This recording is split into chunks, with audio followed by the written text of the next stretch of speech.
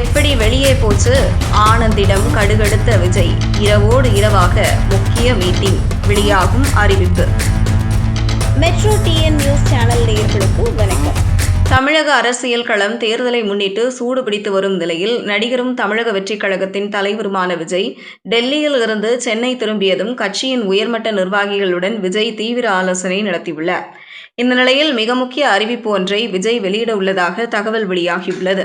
சமீபத்தில் நடைபெற்ற தாவேக மாவட்ட செயலாளர்கள் கூட்டம் நடைபெற்ற நிலையில் அதிமுக பாஜக உடனான கூட்டணி குறித்த பரபரப்பு அதிகரித்தது.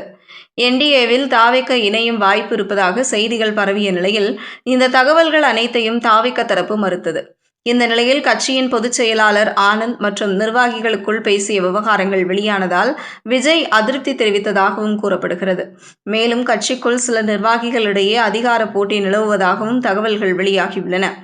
இதனால் ஏற்பட்ட குழப்பத்தை சரி செய்யும் நோக்கிலும் இந்த ஆலோசனை கூட்டம் நடைபெற்றதாக கூறப்படுகிறது. இதற்கிடையில் டெல்லி தரப்பில் இருந்து கூட்டணி அழைப்பு வந்ததாகவும் அதனை தவிர்க்கும் வகையில் விஜய் கடுமையான நிபந்தனைகள் முன்வைத்ததாகவும் அரசியல் வட்டாரங்களில் பேசப்படுகிறது. குறிப்பாக அதிக தொகுதிகள் மற்றும் முதல்வர் பதவி போன்ற நிபந்தனைகள் குறித்து விவாதங்கள் நடந்ததாக தகவல்கள் தெரிவிக்கின்றன. ஆனால் இவை குறித்த எந்த அதிகாரப்பூர்வ உறுதிப்படுத்தலும் வெளியாகவில்லை. கரூர் சம்பவம் தொடர்பான விசாரணைக்காக டெல்லி சென்ற விஜய் எந்த அரசியல் அழுத்தமும் இன்றி விசாரணையை சந்தித்துவிட்டு திரும்பியதாக கூறப்படுகிறது. இதனால் அவர் அரசியல் ரீதியாக மேலும் தன்னம்பிக்கையுடன் செயல்பட தொடங்கியுள்ளார் என்ற தகவலும் உலவுகிறது.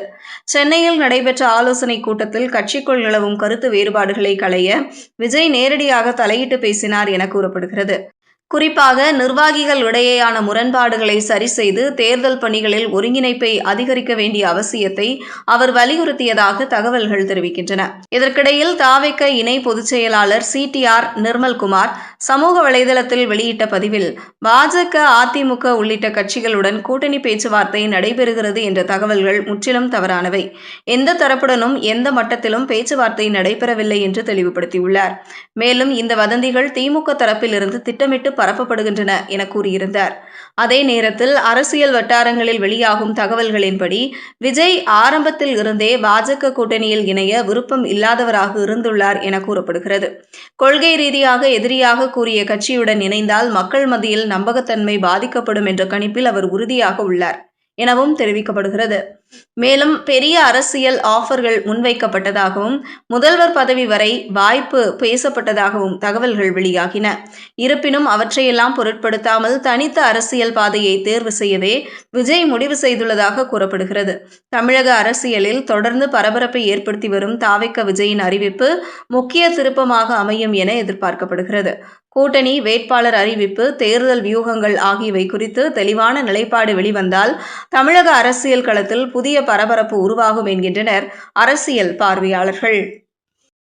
செய்திகளை உடனுக்குடனும் துல்லியமாகவும் தெரிந்து கொள்ள மெட்ரோ டிஎன் நியூஸ் சேனலை ஃபாலோ பண்ணுங்க.